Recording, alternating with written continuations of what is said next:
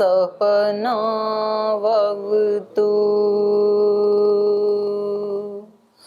सहनौ भुनक्तु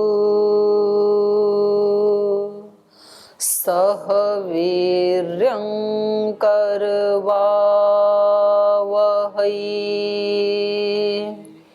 तेजस्विनावधीतमस्तु मा विद्विषावहै। ओम शांति शांति शांति। न्याय दर्शन के द्वितीय अध्याय का द्वितीय आह्निक पढ़ रहे हैं और इसमें पूर्व पक्षी ने प्रश्न उठाया जो प्रमाणों की परीक्षा हो गई कि आपने जो प्रमाणों का उद्देश्य किया उसमें 4 प्रमाणों का आपने जिक्र किया वो उचित नहीं है। ये 4 भी प्रमाण होते हैं, ऐतिह्य, अर्थापत्ति, संभव, अभाव। तो आपको 8 प्रमाण उद्देश्य करने चाहिए थे वहाँ पर। तो इन्होंने बताया कि ये प्रमाण तो हैं, ठीक है, लेकिन प्रमाणांतर नहीं है। उस 4 के अंदर ही इनका अंतर्भाव निहित है, उन्हीं में आ जाते हैं ये। तो उन्होंने सिद्ध कर दिया। तो अब ये कह रहे हैं अच्छा आप ये मानते हैं कि प्रमाण तो हैं, तो ये आपका कथन उचित नहीं है क्योंकि 3 तो प्रमाण है लेकिन अर्थापत्ति तो प्रमाण नहीं है। पहले तो खुद ही गिनाया था अर्थापत्ति, लेकिन जब इन्होंने स्वीकार किया तो कह रहे हैं अर्थापत्ति अप्रमाणम। अर्थापत्ति तो अप्रमाण है अनैकांतिकत्वात्, क्योंकि वो तो अनैकांतिक है। क्योंकि इन्होंने जो अर्थापत्ति का उदाहरण दिया था वो ये दिया था कि बादल के न होने से वृष्टि नहीं होती है, तो अर्थापत्ति से क्या निकला, होने से होती है। तो उस उदाहरण को पकड़ करके ये इनकी अर्थापत्ति को अनर्थापत्ति मान रहे हैं कि कभी कभी तो बादल के होने पर भी नहीं होती है, तो कभी हो कभी ना हो, वो तो अनैकांतिक होता है और जो अनैकांतिक है वो प्रमाण नहीं हो सकता। तो उसका इन्होंने उत्तर दिया अनर्थापत्तौ अर्थापत्ति अभिमानात्, कि ये दोष अर्थापत्ति का नहीं है बल्कि अनर्थापत्ति में अर्थापत्ति का अभिमान या भ्रम होने के कारण आपको ये अनर्थापत्ति लग रही है। माने अर्थापत्ति के द्वारा वहां पर वृष्टि का जो प्रतिषेध किया था, तो वो प्रतिषेध जो है वो कारणत्व का वहां पर प्रतिषेध नहीं किया, कारणत्व का तो वहां पर प्रतिपादन किया है कि मेघ के रहने पर वृष्टि होती है। तो ये कारणत्व का वहां पर प्रतिपादन किया है कि कारण के होने से कार्य होता है। तो अर्थापत्ति से क्या निकलेगा, कारण के न रहने पर कार्य नहीं होता है, ये है अर्थापत्ति। तो इन्होंने पूर्व पक्षी ने क्या किया, बस केवल उस नियम को और उदाहरण को ध्यान में रख लिया, तब इन्होंने विरोध किया था। तो इसका उत्तर दे दिया इन्होंने असति कारणे कार्यम नोत्पद्यते इति वाक्यात् प्रत्यनिक भूतो अर्थ सति कारणे कार्यम उत्पद्यते इति अर्थात् आपद्यते। अभावस्य ही भाव प्रत्यनिक इति स्वयं कार्योत्पाद सति कारणे अर्थात् आपद्यमानो न कारणस्य सत्तां व्यभिचरति न खलु असति कारणे कार्यम उत्पद्यते तस्मात् न अनैकांतिकी अर्थापत्ति। अर्थापत्ति अनैकांतिक नहीं है, ठीक है। अब आगे कह रहे हैं यत्तु सति कारणे निमित्त प्रतिबंधात् कार्यम नोत्पद्यते इति कारण धर्मो असौ न तो अर्थापत्तेः प्रमेयम। कह रहे हैं ये इसको ठीक कर लेना, यत्त की जगह ना यत्तु कर लेना। यत्तु सति कारणे, कारण के होते हुए भी, कारण क्या है, बादल, तो बादल के होते हुए भी यत्तु सति कारणे निमित्त प्रतिबंधात्, किसी दूसरे निमित्त के प्रतिबंध से, और वो निमित्त प्रतिबंध क्या है, विधारक वायु, उस वायु के प्रतिबंध से कार्यम नोत्पद्यते, कार्य की उत्पत्ति नहीं होती है अर्थात वृष्टि नहीं होती है। इति कारण धर्मो असौ, तो ये वृष्टि का न होना क्या है, कारण धर्म है, न तो अर्थापत्ते प्रमेयम। ये अर्थापत्ति का प्रमेय नहीं है। हमारी जो अर्थापत्ति है वो इस नियम को जानने के लिए नहीं है कि भाई कब बारिश हुई कब नहीं हुई। ये नियम नहीं करती अर्थापत्ति कि विधारक वायु होगी तो बारिश नहीं होगी कारण के होने पर भी, और जब विधारक वायु नहीं है तो बादल के होने से बारिश हो जाएगी। ये अर्थापत्ति का कार्य नहीं है। किम तर्हि अस्या प्रमेयम, तो इस अर्थापत्ति का प्रमेय क्या है? बोले इसका प्रमेय है सति कारणे कार्यम उत्पद्यते इति। कारण के होने पर ही कार्य की उत्पत्ति होती है। जब भी वृष्टि होती है बादल के होने पर ही वृष्टि होती है, ये अर्थापत्ति थी। क्योंकि हमने उदाहरण क्या दिया था, बादल के न होने पर वृष्टि नहीं होती। तो अर्थापत्ति से प्रमेय क्या है? यहाँ पर क्या जाना जा रहा है? अर्थापत्ति से होने पर होती है। तो होने पर होती है मतलब कारण के होने पर ही कार्य होता है, बिना कारण के नहीं होता है। ठीक है, ये प्रमेय था, ये जना रही थी अर्थापत्ति। सति कारणे कार्यम उत्पद्यते इति योसौ कार्योत्पाद कारणस्य सत्ताम न व्यभिचरति। तो ये बोले जो कार्य की उत्पत्ति हो रही है अर्थात वृष्टि का होना, ये कभी भी कारण की सत्ता का व्यभिचार नहीं करता है कि कभी तो बादल के आने पर बारिश हो और कभी तो बिना ही बादल के बारिश हो, ऐसा नहीं होता है। बारिश जब भी होगी तो बादल के होने से, कार्य की उत्पत्ति जब भी होगी हमेशा कारण से ही होगी, बिना कारण के कार्य की उत्पत्ति नहीं हो सकती है। ये है अर्थापत्ति। तो ये मुख्य लाइन यही है, सति कारणे कार्यम उत्पद्यते इति योसौ कार्योत्पादः कारणस्य सत्ताम न व्यभिचरति तदस्या प्रमेयम। अस्या कस्या? अर्थापत्या। ये अर्थापत्ति का प्रमेय है। एवं तो सति अनर्थापत्तौ अर्थापत्याभिमानं कृत्वा प्रतिषेधः उच्यते। तो इस प्रकार से आपने अनर्थापत्ति में अर्थापत्ति का भ्रम करके और ये प्रतिषेध कर दिया था, तो ये ठीक नहीं है। दृष्टश्च कारण धर्म न शक्य प्रत्याख्यातुम, क्योंकि सारे संसार में ये कारण धर्म देखा जाता है, कभी भी कारण के बिना कार्य की उत्पत्ति नहीं होती है।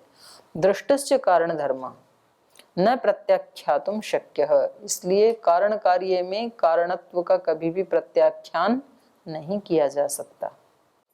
आगे कह रहे हैं, इन अपनी बात तो पूरी कर दी सिद्धांती ने, अब इनके ऊपर ही थोड़ा आक्षेप कर रहे हैं।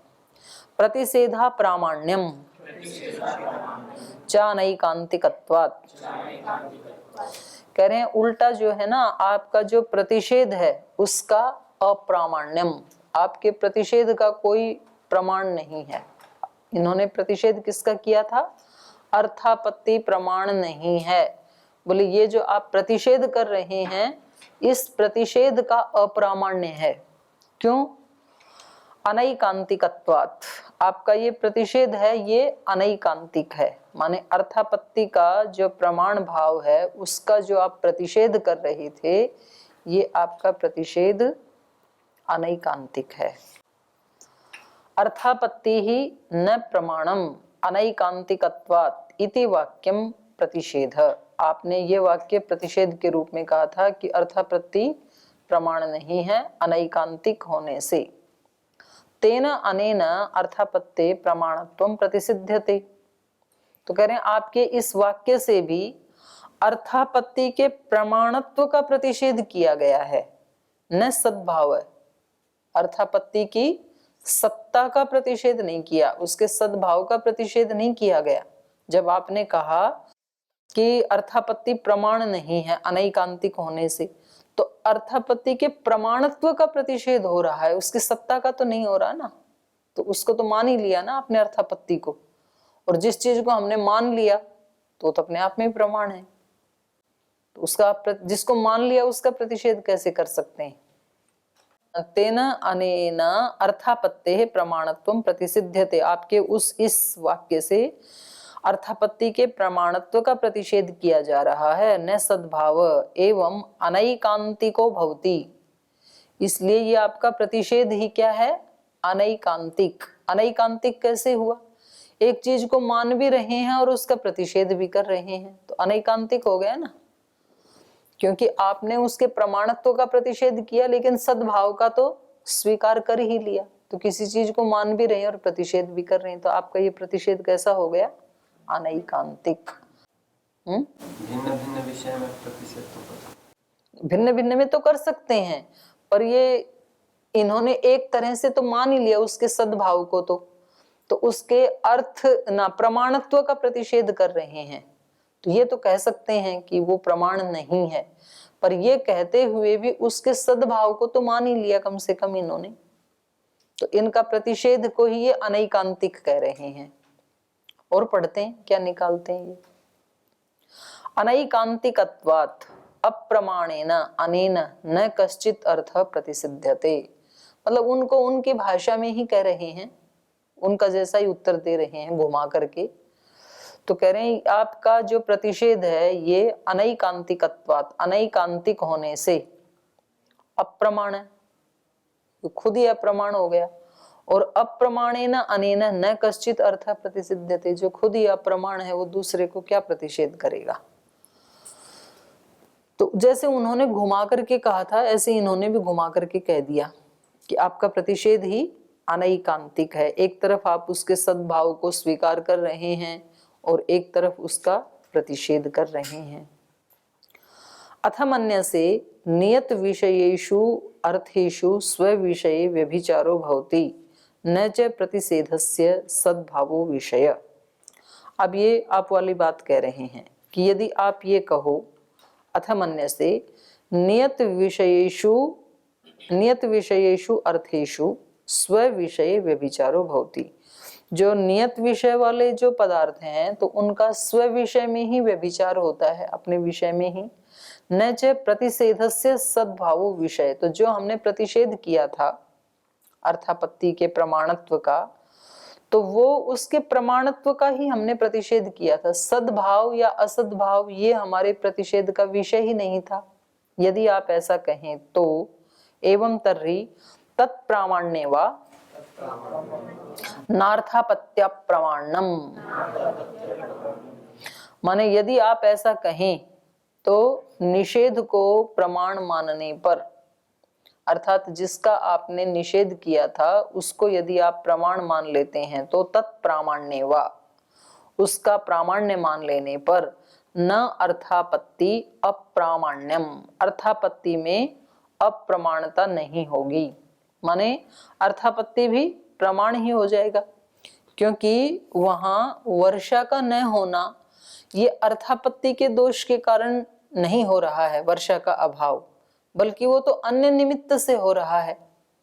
तो हम भी वहां पर ये कहेंगे कि वर्षा का न होना इसमें अर्थापत्ति के अप्रमाणत्व के कारण नहीं है वो, बल्कि वो अर्थापत्ति का विषय ही नहीं है। विधारक वायु जो अर्थापत्ति हमने बताई उस अर्थापत्ति का वो विषय ही नहीं है कि बादल के होने पे कब बारिश होगी कब नहीं होगी। तो अगर आपका ये सद्भाव विषय नहीं था तो हमारा भी अर्थापत्ति से वो विषय नहीं था, विधारक वायु वाला, ये कहना चाह रहे हैं। तत्प्रामाण्ये वा न अर्थापत्य अप्रामाण्यम, कह रहे अर्थापत्ते कार्योत्पादेन कारण सत्ताया अव्यभिचारो विषय।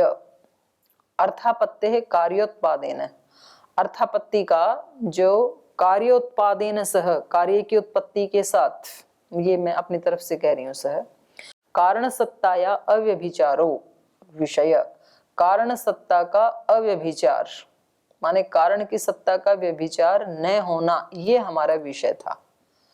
अर्थापत्ति से कार्य की उत्पत्ति क्या हो रही थी हमारे यहाँ, बादल के होने से ही वर्षा होती है, ये अर्थापत्ति का विषय था।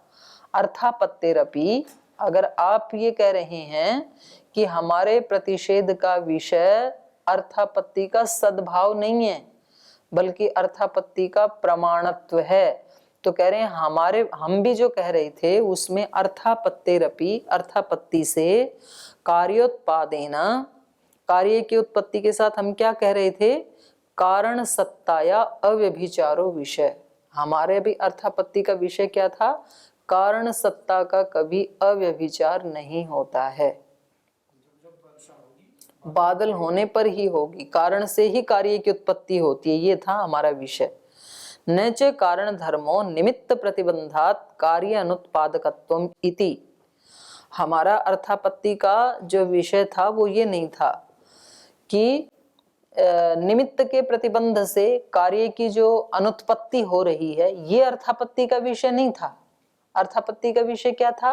कारण से ही कार्य होता है, कारण धर्म, ये हमारा अर्थापत्ति का विषय था। न च कारण धर्मो निमित्त प्रतिबंधात कार्य अनुत्पादकत्वम इति।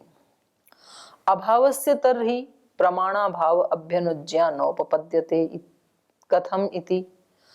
अब ये इसको तो मान लिया इन्होंने, ठीक है, अर्थापत्ति तो प्रमाण है। अब अगली बात उठा रहे हैं कि अभाव प्रमाण कैसे हो गए। देखो ये जो पूर्व पक्षी है ना, ये खुद ही तो इन्होंने उनको प्रमाण बताया था और खुद ही अब उनके ऊपर आक्षेप करें। उन्होंने बताया ये चार भी प्रमाण है, इनको भी प्रमाण मानो। बोले ठीक है, मान लिया प्रमाण है ये, पर उनके अंतर्गत ही आ जाएंगे। फिर कहा कि अर्थापत्ति कैसे प्रमाण हो सकता है। फिर अभी करें अभाव कैसे प्रमाण हो सकता है। अपने ही कही हुई बात पे खुद ही क्वेश्चन मार्क लगा रहे हैं। तो इसका मतलब है कि पूर्व पक्षी कभी भी कुछ भी बोल सकता है। अगर तो वो अपने सिद्धांत के ऊपर स्थिर रहे तो फिर तो पूर्व पक्षी ही कैसा। तो कभी कभी अपने बोले हुए के ऊपर भी प्रश्न उठा देता है।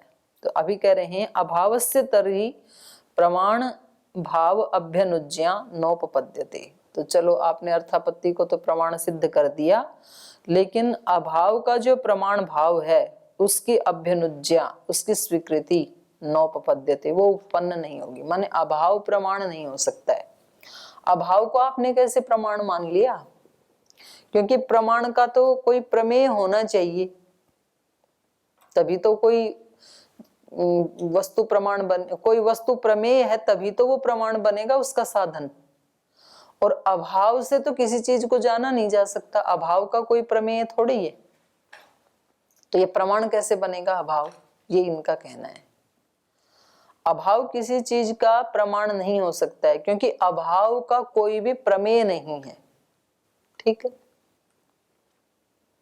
तो पूर्व पक्षी कह रहे हैं ना भाव प्रामाण्यम प्रमेय सिद्धे है।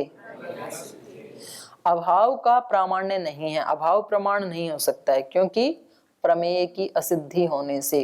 अभाव से तो हम किसी चीज को भी नहीं जान सकते हैं, तो जब उसका कोई प्रमेय ही नहीं है तो प्रमाण कैसे हो सकता है।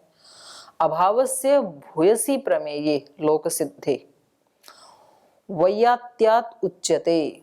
तो ये सीधा ना उत्तर ही दे रहे हैं, सूत्र का अर्थ नहीं किया, सरल होने के कारण तो सीधा उसका उत्तर ही दे रहे हैं। कह रहे हैं अभावस्य भूयसी प्रमेय लोक सिद्ध। अरे अभाव के तो बहुत सारे प्रमेय हैं जो लोक में सिद्ध हैं।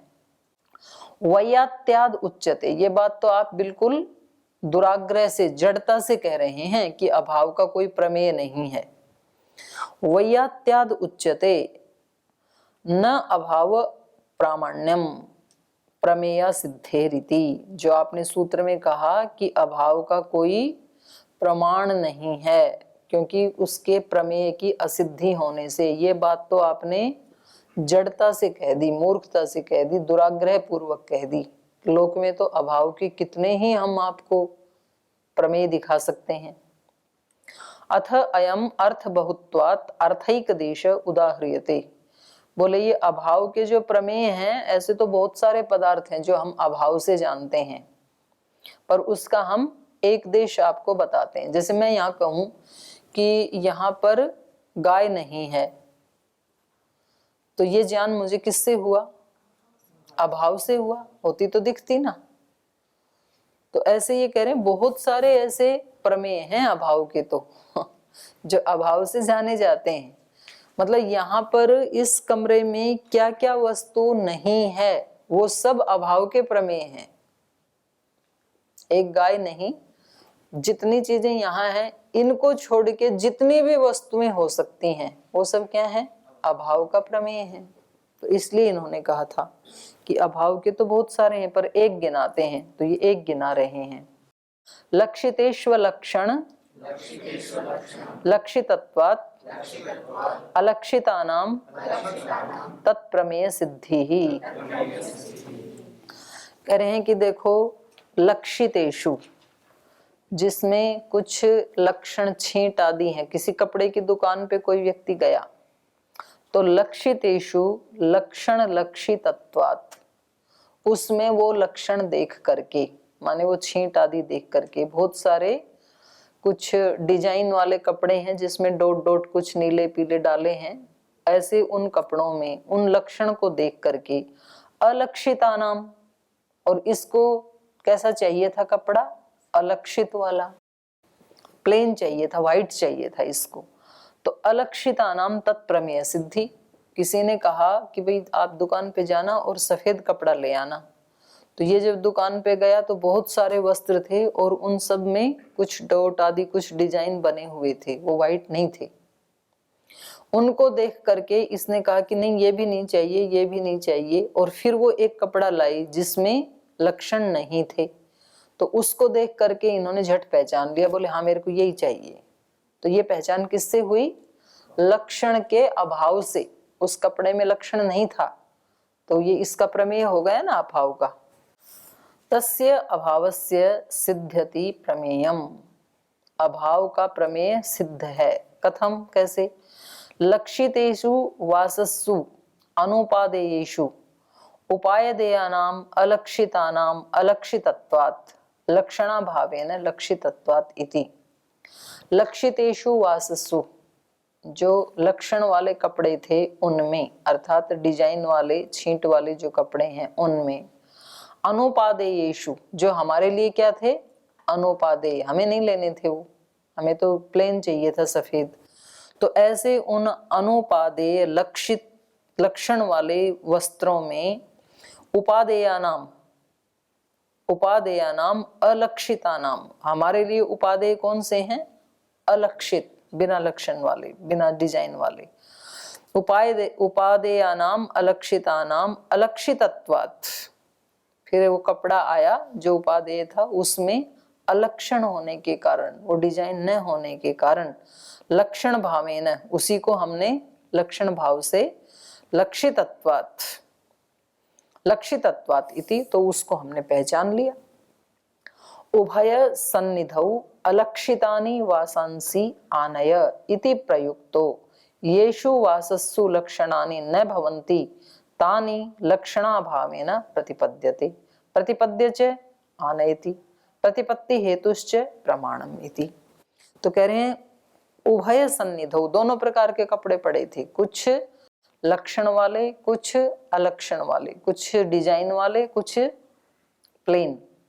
उभय सन्निधौ अलक्षितानि वासांसि आनय, किसी ने कहा इति प्रयुक्तः, किसी का भेजा हुआ, किसी का कहा हुआ, किसी व्यक्ति ने कहा अलक्षितानि वासांसि आनय, बिना डिजाइन वाले कपड़े ले आओ, सफेद कपड़े ले आओ जिनमें कोई डिजाइन ना हो, ऐसे किसी ने भेजा। तो वो दुकान पे गया और येसु वासस्सु लक्षणानि न भवन्ति, जिन कपड़ों में लक्षण नहीं होते, अर्थात जो जिनमें लक्षण का अभाव होता है, तानी, उनको लक्षणाभावेन, उसमें छींट के अभाव से प्रतिपद्यते, उसने जान लिया कि ये ही मेरे लिए ले जाने योग्य हैं, और प्रतिपद्य च आनयति, और ऐसे पहचान करके उन श्वेत वस्त्रों को ले आता है वो व्यक्ति। प्रतिपत्ति हेतुश्च प्रमाणम इति, तो ये अभाव, जो लक्षण का अभाव, डिजाइन का अभाव था, ये क्या बन गया, प्रतिपत्ति का हेतु बन गया, पहचानने का हेतु बन गया, तो अभाव का प्रमेय बन गया ना ये। इस व्यक्ति ने श्वेत वस्त्र को कैसे पहचाना, डिजाइन के अभाव से, लक्षण के अभाव से, तो अभाव का ये प्रमेय हो गया और ले आता है। असत्यर्थे ना भाव इति चेत अन्य लक्षणोपपत्ते है। कह रहे हैं असत्यर्थे ना भाव इति चेत, कोई कहे कि सफेद में रंग न होने से अभाव की सिद्धि नहीं होती, क्योंकि अभाव किसको कहते हैं, कोई वस्तु होकर के ना रहे उसको अभाव कहेंगे ना।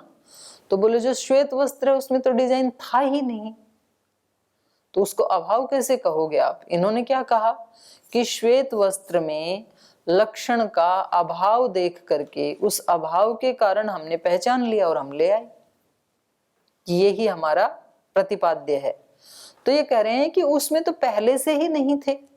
अभाव तो आप तब कहो कि पहले उस श्वेत वस्त्र में डिजाइन थे, फिर उनको हटा दिया, अब ये हो गया अभाव। इस अभाव के कारण आपने जाना कि ये ही श्वेत हैं, अलक्षित हैं, तब तो आप कहो।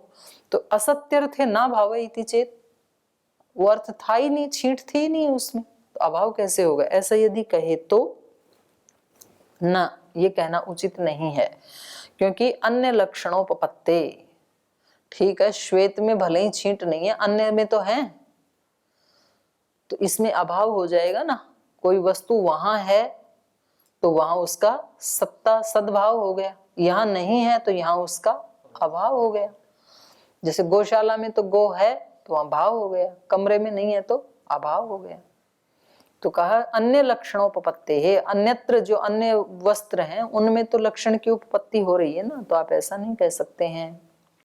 तो पूर्व पक्षी कह रहा है यत्र भूत्वा किंचित न भवति तत्र तस्य अभाव उपपद्यते, जहां कोई वस्तु होकर के और फिर नहीं रहती है वहां उसका अभाव उत्पन्न होता है।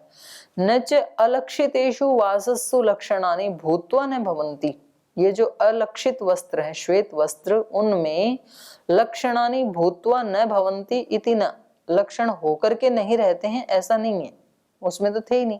तस्मात् तेषु लक्षणाभावो अनुपपन्न इति, इसलिए उनमें लक्षण का अभाव उपपन्न नहीं हो पाएगा।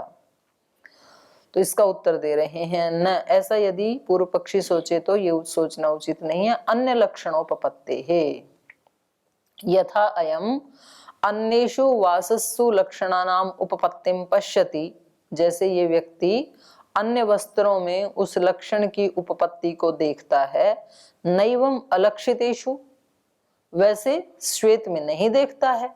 सोयम लक्षणाभावम पश्यन् अभावेनार्थ प्रतिपद्यते इति, तो इसलिए ये इस लक्षण के अभाव को देखता हुआ अभावेन अर्थम प्रतिपद्यते, उस अभाव के कारण अपने जो चाहने योग्य अर्थ था उसको पहचान लेता है, अपने श्वेत वस्त्र को पहचान लेता है। इसलिए अभाव ही यहाँ पर लक्षण है, अभाव ही यहाँ पर प्रमाण है अपने वस्त्र लाने का, तो आप इसको अप्रमाण नहीं कह सकते हैं।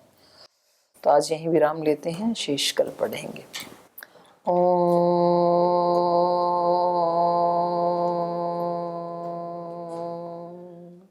शांति शांति शांति। श्री गुरुभ्यो नमः।